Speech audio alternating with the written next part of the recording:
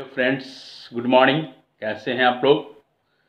आज जो मैं आप लोग को जो टॉपिक मैं लाया हूँ वो हिस्ट्री से लेकर के आया हूँ और इतिहास काफ़ी रोमांचक विषय भी है और कई लोगों ने इससे हमारा इस सब्जेक्ट से आईएएस लोग बने हुए हैं। काफ़ी इंटरेस्टिंग सब्जेक्ट है हिस्ट्री। और इस हिस्ट्री से यदि आप अच्छे से तैयारियां करेंगे तो आपका बहुत सारे क्वेश्चनों पर इसका आपका पकड़ हमेशा बना हुआ रहेगा। तो आज का जो मैं बताऊंगा जो टॉपिक समुद्रगुप्त के बारे में मैं बताने जा रहा हूँ। समुद्रगुप्त के बारे में तो थोड़ा ध्यानपूर्वक आप लोग सुनिएगा। समुद्रगुप्त से क्वेश्चन जो भी आते हैं तो उससे पूछा जाता है कि समुद्रगुप्त अपने वंश का सबसे बड़ा राजा था। तो पूछ देगा उसमें कि राजा था तो आप उसके बारे में समीक्षा करके बताइए, या उसके हो सकता है कि उनका चरित्र का मूल्यांकन करने के लिए क्वेश्चन पूछेगा आपको, या हो सकता है कि क्वेश्चन ये भी पूछ सकता है आपको है कि समुद्रगुप्त की विजय तो महान ही थी परंतु उसकी व्यक्तिगत विशेषताएं भी कुछ कम नहीं थी। तो उसके बारे में आपको कुछ पहलुओं पर ध्यान देने के लिए बोलेंगे, कुछ विवेचनाएं करने के लिए बोलेंगे।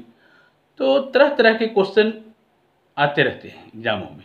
हो सकता है उससे भी पूछे कि उसे भारतीय नेपोलियन की संज्ञा क्यों दी गई है, समझे। तो ऐसे ऐसे क्वेश्चन प्राइज होते बनते रहते हैं। या ऐसे भी क्वेश्चन दे सकता आपको है कि समुद्रगुप्त को भारतीय नेपोलियन कहना पूर्णतः सार्थक है और समुद्रगुप्त की विजयों के आधार पर कुछ आप विवेचना करके हमें समझाएं। तो ऐसे कई सारे क्वेश्चनों को मैं जवाब आपको आंसर मैं बहुत कम शब्दों में दूंगा। सिर्फ आपको हमारे साथ धैर्य रूप से आपको रहना होगा साथ में। अगर यदि आप शांति बना करके रखेंगे और स्किप नहीं करेंगे तो मैं निश्चित बोलता हूँ आपको कि आपका क्वेश्चन जितनी मैं क्वेश्चन बताया हूँ आपका एक भी क्वेश्चन खाली नहीं जाएगा। मैं 1,00,000% की गारंटी देता हूँ आपका क्वेश्चन नहीं जाएगा। लेकिन आपको पूरा डट करके हमारे साथ में कदम से कदम मिला करके चलना होगा, तभी आपका परिणाम सुनिश्चित होगा। तो आइए मैं आपके साथ मैं सभी क्वेश्चनों का आंसर बहुत कम शब्दों में देने जा रहा हूं। आप लोग दिल थाम करके बैठिएगा।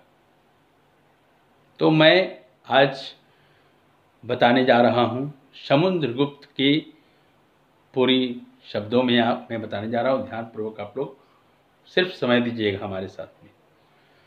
और नोट्स अगर बनाना है तो नोट्स बना लीजिए, और नहीं नोट्स बनाने चाहते हैं तो दिमाग में ही बैठा लीजिए। तो चंद्रगुप्त प्रथम जो है, ध्यान दीजिएगा आप लोग, चंद्रगुप्त जो प्रथम के बाद समुद्रगुप्त शासक बना, समझ गए। और जब उसके पिता ने उसके सभी पुत्रों में योग्यतम समझकर अपना उत्तराधिकारी चुना। क्या चुना? उत्तराधिकारी चुना। और उत्तराधिकारी चुना उसे कहा जाता कि दरबारियों के सामने चंद्रगुप्त प्रथम, समझ रहे बढ़िया से ध्यान से कि नहीं, चंद्रगुप्त जो है प्रथम ने नेत्रों में आंसू भरकर भावविहित होकर उसे हृदय से लगाकर कहा था। जानते हैं क्या कहा था? कि आर्य संपूर्ण पृथ्वी का पालन करो। और बचपन से ही समुद्रगुप्त क्या था? होनहार था।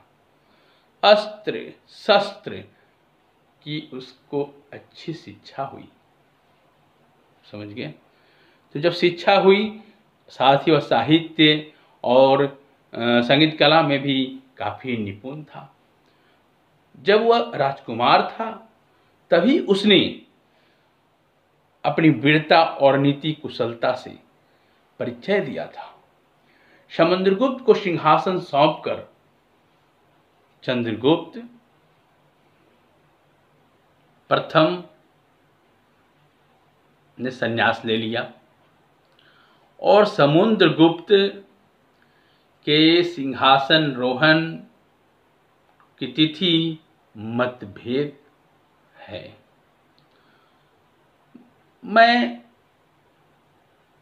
बताना चाहता हूं, कई सारे बुकों में कई सारे इतिहासकारों ने और कई सारे जो इतिहास के काफ़ी जानकारों ने कहा, उसमें से एक डॉक्टर आर.के. मजूमदार जी भी थे।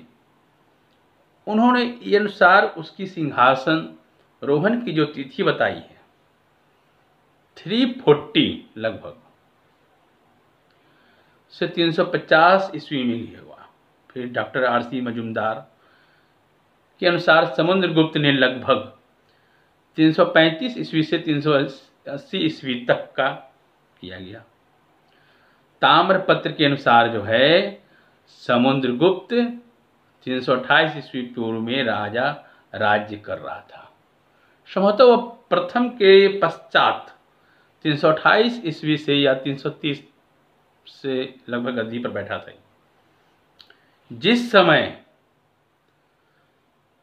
समुद्रगुप्त गद्दी पर बैठा उस समय भारत की राजनीतिक स्थिति का डामाडोल था। उस समय भारत के विकेंद्रीकरण की भावना प्रबल रूप से विद्यमान थी। देश के विभिन्न स्वतंत्र राज्यों में विभक्त था। तो ठीक उसी प्रकार मैं बताना चाहता हूं आप लोगों को, जितना मैं हमारी समझ में है मैं बताता हूं उतना ही। तो समुद्रगुप्त की जो विजय हुई, समुद्रगुप्त की विजयों को हम 5 श्रेणियों में जानते हैं, विभक्त कर सकते हैं। पहला जो था आर्यावर्त था, दूसरा आटविक राज्य था, तीसरा दक्षिण भारत के राज्य थे, चौथा सीमांत राज्य था और पांचवा गणराज्य था। तो समुद्रगुप्त की प्रारंभिक विजयों में हम पाटलिपुत्र विजय एवं नागराजा के विजय का उल्लेख कर सकते हैं। उसने गद्दी पर बैठते ही पाटलिपुत्र पर जानते हैं क्या कर दिया? पाटलिपुत्र पर आक्रमण कर दिया। उसी समय नागवंश के राजाओं ने उसके राज्य पर आक्रमण कर दिया, परंतु उसने साहस एवं धैर्य का परित्याग नहीं किया। उसने उन्हें परास्त किया, सरलता से पाटलिपुत्र पर अधिकार किया और इस प्रकार समस्त मगध पर गुप्तों का विजय पताका फहराने लगा और विजय गुप्त वंश के इतिहास में विशेष महत्व रखने लगा। पाटलिपुत्र पर अधिकार करने के उपरांत समुद्रगुप्त ने उसको जानते हैं क्या बनाया? राजधानी बनाया। इस प्रकार समुद्रगुप्त जो है साम्राज्यवादी आकांक्षाएं जागृत हो गई। फिर ठीक उसी प्रकार धीरे धीरे आर्यावर्त की विजय हुई। आर्यावर्त की विजय में सबसे पहले समुद्रगुप्त आर्यावर्त का विजय किया। उसमें विजित राजाओं का नाम भी है, जैसे रुद्रदेव, मतिल, नागदत्त, चंद्रवर्मन, नागसेन, नंदी, अच्युत, वालावर्मन, नाग, ऐसे कई सारे थे, इसमें शामिल थे। और शेष जो राजाओं में अधिकांश पद्मावती और मथुरा के नागवंशियों ने पश्चिमी और पूर्वी सीमा के राजा थे और इन विजयों के द्वारा समुद्रगुप्त ने अधिकांश उत्तरी भाग में जीतकर अपने साम्राज्य का विलीन कर लिया। तो ऐसे कई सारी बातों को अभी काफी इसमें है, इसलिए समुद्रगुप्त वीर, साहसी, धीर, प्रजापालक, साहित्य तथा कला प्रेमी और मानवेचित गुणों के परिपूर्ण था। वह केवल एक महान विजेता ही नहीं था, वह एक कुशल शासक भी थे। राज्य में प्रजा का अत्यंत सुखी एवं समृद्धिशाली थी और नित्य अनेक दान करता था। अनेक गो हिरने की कोई प्रदस्ती उनकी दान प्रीता की धातु था। उसमें हम विरोधी गुणों का सम्मिश्रण पाते हैं और एक और वह युद्ध भूमि में कठोरता से कभी नहीं घबराता था और दूसरी ओर साहित्य, कला का, संगीत का विशेष अनुराग था। कई सारे उन्होंने कविताएं रची, जिसके कारण उसे कविराज को उपाधि भी मिली। संगीत के समान कोमल कला का भी उसने विशद ज्ञान था। संगीत वादन कला में भी उसने कई तो समान देवताओं को पराजित किया। वह परम वैष्णव था और हिंदू धर्म में उसकी अत्यधिक आस्था थी, किंतु बौद्ध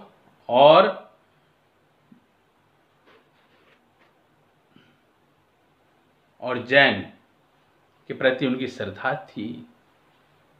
उसने नालंदा विश्वविद्यालय को अपार संपत्ति दान में दी थी। वह कुबेर के समान धनी और वरुण के समान दानी और इंद्र के समान वीर तथा यम के समान ये देने में कठोर था, दंड देने में कठोर था। नेपोलियन एक महान विजेता एवं कुशल सेनानायक था। अपनी विजयों से उसने संपूर्ण यूरोन को आतंकित कर दिया था और आतंकित कर देने के बाद उसने अपने जीवन में अद्भुत युद्धों का संपन्न किया तथा आश्चर्यजनक सफलताएं प्राप्त हुई। उसी प्रकार समुद्रगुप्त ने अपने रण कौशल से संपूर्ण उत्तर भारत का विजय किया। दक्षिण पर भी उसने अपनी वीरता से का छाप अंकित कर दिया। नेपोलियन ने यूरोप में जो कुछ किया था वही समुद्रगुप्त ने भारत में किया, किंतु समुद्रगुप्त नेपोलियन से भी महान प्रतीत होता था। मैंने कई सारे किताबों में मैंने पढ़ा हूं। नेपोलियन ने जहां विलक्षण सफलताएं प्राप्त की थी, वहीं उसे ट्रैफलगर तथा वाटरलू के युद्धों में भीषण असफलताओं का मुख्य भी देखना पड़ा तथा उसे निर्जन द्वीप सेंट हेलेना में अपना जीवन व्यतीत करना पड़ा। परंतु समुद्रगुप्त ने अपने जीवन में किसी भी पराजय का अनुभव नहीं हुआ। वह जीवन की सफलताएं प्राप्त करता रहा तथा लगभग 50 वर्षों तक अत्यंत गौरव एवं प्रतिष्ठा के साथ अपना साम्राज्य की बागडोर संभाला रहा। और जब उनकी मृत्यु हुई तो संपूर्ण भारत में एक छत्र राज्य कर रहा था। उसकी इस दृष्टिकोण के समुद्रगुप्त नेपोलियन से भी ऊंचा स्थान दिया जा सकता है। तो ऐसे कई सारी बातों को मैंने आपके बीच रखा हूं इस मैटर में, और आगे का भी मैं वीडियो में बनाऊंगा। कई ऐसे टॉपिक को मैं फिर से लाऊंगा। जो कि आपके काम में आए। जय हिंद, जय भारत।